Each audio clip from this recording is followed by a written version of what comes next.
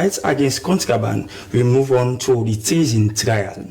16th and 17th prosecution witness Alfred Methodist Kagbo and Musa Adazo Dasama have given testimony in the ongoing treason trial following the November 25th failed coup attempt. The two witnesses are personnel of the Republic of Sierra Leone Armed Forces. Daphne Macaulay was in court and she now updates us. Auslav Alfred Methodist Kagbo, a sergeant at the Wilberforce 5 Battalion Barracks, told the court that he was on duty on 25th November 2023 when one Captain Tennessee came with a grey car and black jeep. He attempted to open the gates for them when one Sergeant Major Toure told him to leave it as he will open the gates for them, and both vehicles entered the command and went to the ammunition dock area. According to Auslav Alfred Methodist Kagbo, Sergeant Major Toure went to the two vehicles with men wearing blacks when one Sergeant Kamara, also known as American, joined them. He continued that he asked American who were the men in black that Captain Tennessee and Sergeant Major Toure were interacting with, but Captain Tennessee assured them that he'll tell him later and ask him not to be afraid as they are friends of them. He furthered that he had to wake up a certain Private Jallo to clarify whether he knew the men in black, and he answered not knowing them. Alfred Methodist Kagbo told the court that Captain Tennessee asked him to join the operation, but he asked what operation and was asked to produce his phone, but he refused. Then Captain Tennessee removed his AK-47 and pointed at him. He then handed his phone to the men in black. According to Witness 16, Captain Tennessee told the men in black that Methodist knows the State Lodge and that he should take them there.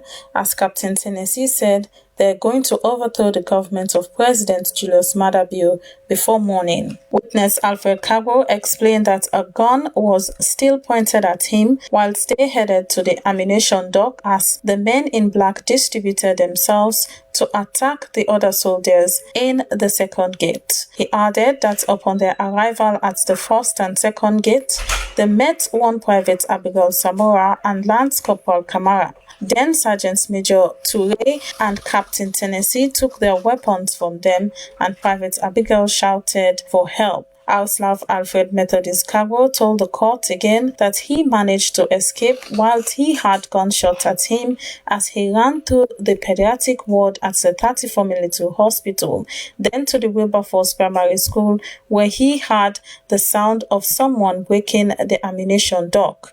He added that he went to report to the authorities at the Wilberforce Barracks and woke up one Private Gevao who he asked to call someone at State Lodge to inform them about the plans of some people who wanted to overthrow the government. Prosecution Witness 17, Musa Adaso Dasama, officer commanding the Military Aid to Civil Power Quick Reaction Force stationed at the Cockrell Joint Command, explained that in the midnight hours of 25th of November, one Major General Dauda Alpha directed him to call all staff officers at the headquarters Joint Force to report to the headquarters.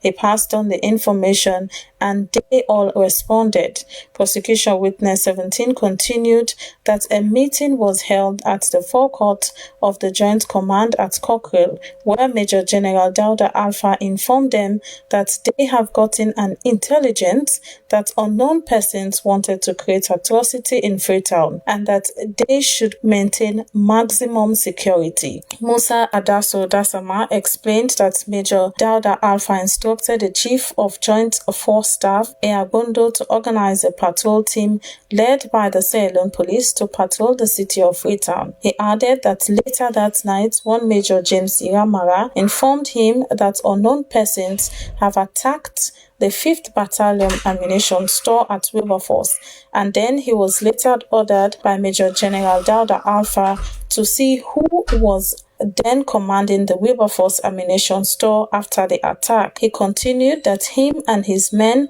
went to the Vice President's lodge and got to Wilberforce, which was at the time peaceful. As they approached the Wilberforce barracks, he ordered his men to dash down to observe the scene around the ammunition store when they saw a black jeep and was attacked by one of the men with an AK-47 already at the ammunition store. He told the court that he sustained injuries and was rushed to the emergency hospital at Goderich for medical attention. He said after the treatment, he rejoined the operation. The day's proceedings were presided over by Justice Combat Commander, and the matter was adjourned to Monday, 25th March 2024. For SLBC News, Daphne Kimamako.